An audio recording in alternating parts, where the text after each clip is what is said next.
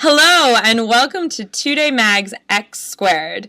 I am your host, Natalie Bensavanga, and this is my beautiful, wonderful co-host, Anya Alvarez, who is also a contributor to Twodaymag.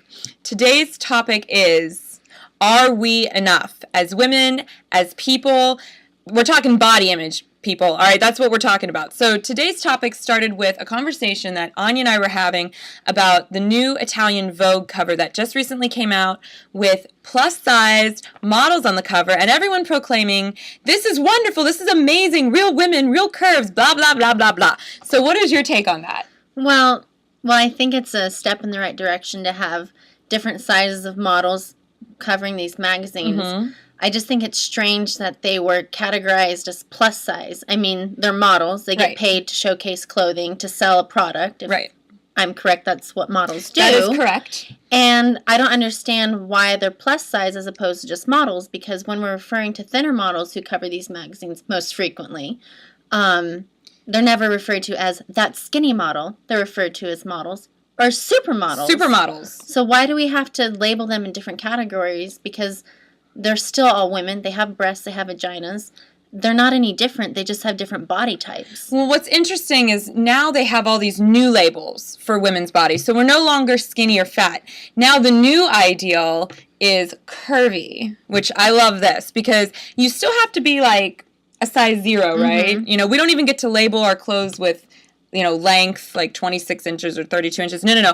We're labeled with numbers like 0, but you also have to have va-va-voom curves. So how does that work? All it ends up doing is isolating us from one another and just making the women that don't have curves feel bad and making women that feel they have too many curves feel bad. So I don't understand how this even brings us together as a community of women. And it doesn't. I mean, there's the ideals that are placed in the media for women are absurd. They're unrealistic. Mm-hmm. There's no possible way. If I was sitting awake at night worrying all the time, mm-hmm. if I was going to look like what's on the next cover of Vogue or the Victoria's Secret catalogs, I wouldn't have a life because there's just no possible way that I can ever get to these certain ideals that the media has set out for us. Absolutely. And it's not only ideals about whether we're skinny or fat. It's also ideals about different sort of parts of our body, like that we didn't even know that we needed fixed. And in case you didn't know what this is, it's an armpit. This is a real armpit, by the way. If you want to know what fake if you want to see what an airbrushed out, non-existent armpit looks like, Exhibit A, the woman has no armpit. What is that about? So not only are we being bombarded with images that are absolutely crazy in terms of the size that we're supposed to wear, we're now supposed to have perfect armpits? But if you are actually worried about this, you can buy... I wasn't worried about this. You know, Dove until recently came out with a new campaign about armpits, and they have a product that will solve that pesky problem of yours. That's why I couldn't get a date on Friday. Oh, damn. That's what it was. Sucks. It was my armpit. Stupid armpit. If only that had been fixed. And Dove has come out with this new campaign that basically tells women that they need to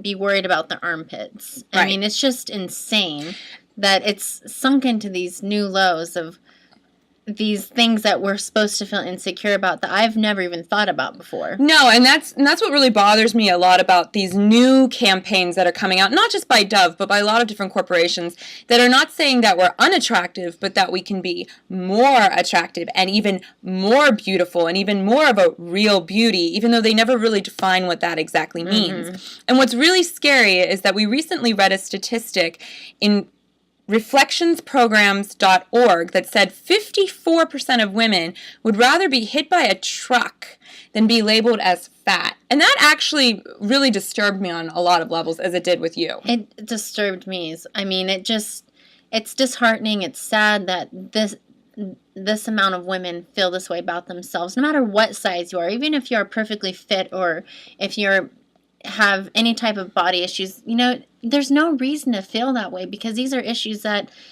aren't unsolvable. I agree. There are ways that you can start to feel better about yourself, so you don't have to feel like you need to be hit by a truck. You don't have to live in this place of self-hate. So here are some things that you can do to improve your body image. So for one, you can actually take steps to not focus on the way you look, but the way you feel. And that includes a healthy diet. And we're talking like really indulging in like a really great diet full of, fruits and veggies and good things for your body that don't only make you look good, but more importantly, do good things for your body. And two, you can exercise, but not killing yourself, not trying to push and kill and because you want, the six-pack abs, any of that nonsense. Just taking a walk with a friend. This can actually just release some endorphins and actually just make you feel better. What's another good option?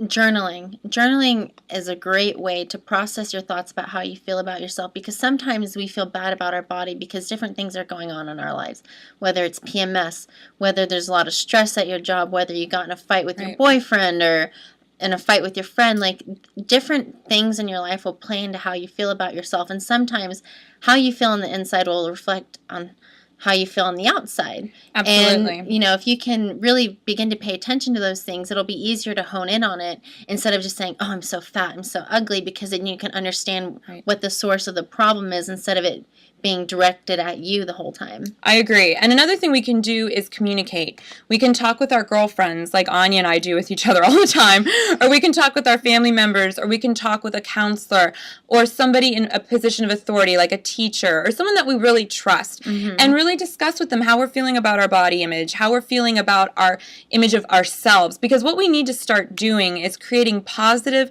self-talk that lifts us all up. We are all women. We are all in this together. We have to stop with the self-hating and the hating on each other and instead start coming together and say, hey, we're not going to take this anymore. We're not going to take it from the media. We're not going to take it from each other. And we're certainly not going to take it from ourselves.